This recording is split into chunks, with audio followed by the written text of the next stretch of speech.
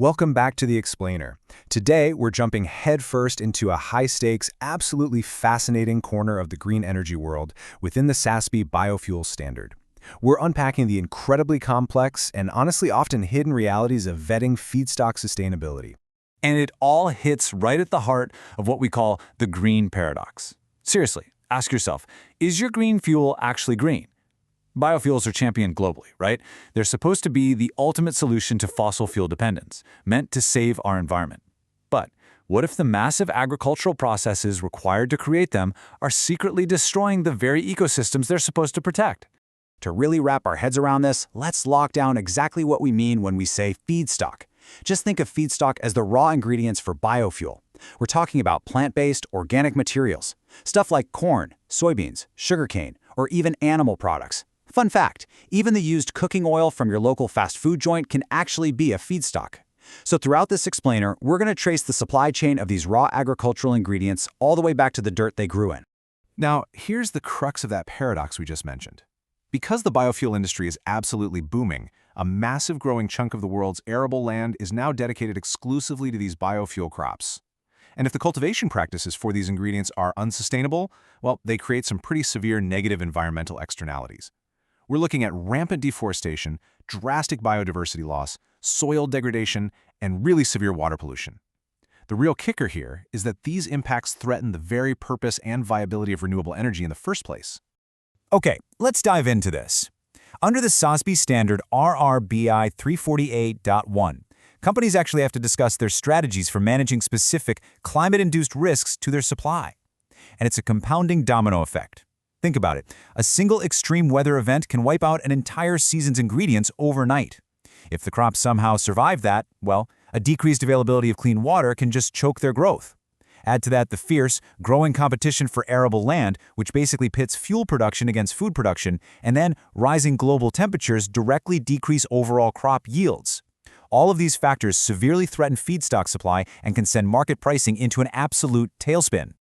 Let's zoom in on that water issue specifically, because it is absolutely crucial. If a company identifies clean water availability as a risk to their supply, the SASB standard requires them to discuss their vulnerability when sourcing from highly stressed growing regions. We're talking about regions facing high, meaning 40 to 80%, or extremely high, which is over 80% baseline water stress. Companies actually rely on tools like the World Resources Institute's Aqueduct Water Risk Atlas to pinpoint these zones. It's so important for them to explicitly identify and manage the price variability risks that come from relying on parched, highly stressed agricultural regions. So how in the world do companies actually manage all of this? Well, I want you to put on your auditor's hat for a second. We have to go on an investigative journey, basically tracking our ingredients. The supply chain starts at the farm, where the actual cultivation happens. Then it moves to an agricultural distributor, before finally landing at the biorefinery. But here's the catch. Most biorefineries purchase from distributors, not directly from the farms. This disconnect makes vetting the sustainability of that supply chain incredibly complex, but it's an absolutely vital necessity. To manage these environmental limits and the really heavy regulatory constraints on feedstock availability, companies deploy some pretty strategic risk management tactics. It's literally a high-stakes chess match against unpredictable environmental conditions. They can't just rely on one farm, so they diversify suppliers globally to avoid those vulnerable regions.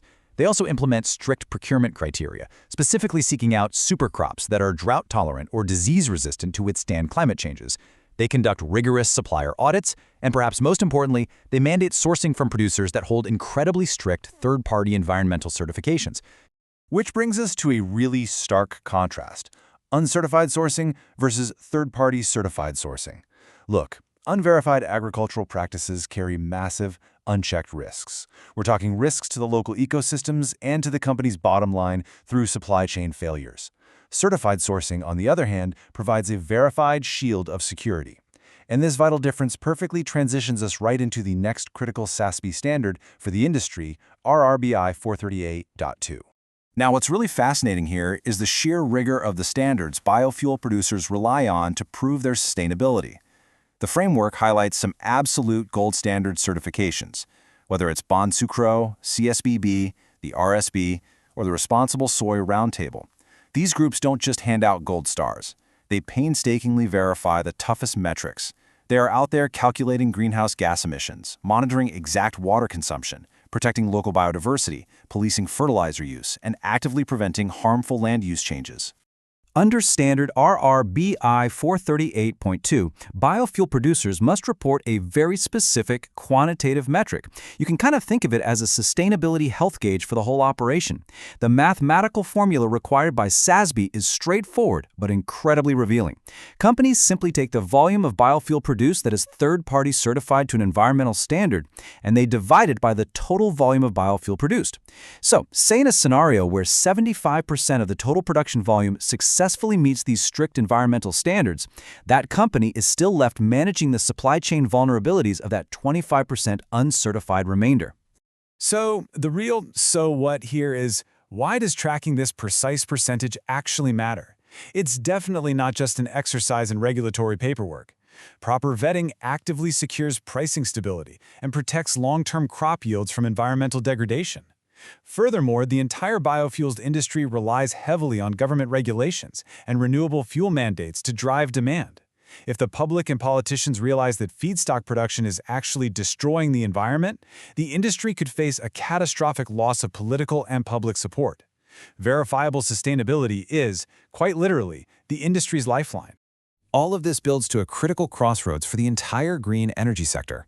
Currently, calculating this certified percentage is just a vital reporting metric under the SASB framework. But given the rising high stakes of climate change, water scarcity, and the ongoing food versus fuel debates, we have to ask, will rigorous third-party certification eventually shift from being a helpful reporting metric to an absolute global legal requirement for any company wanting to operate?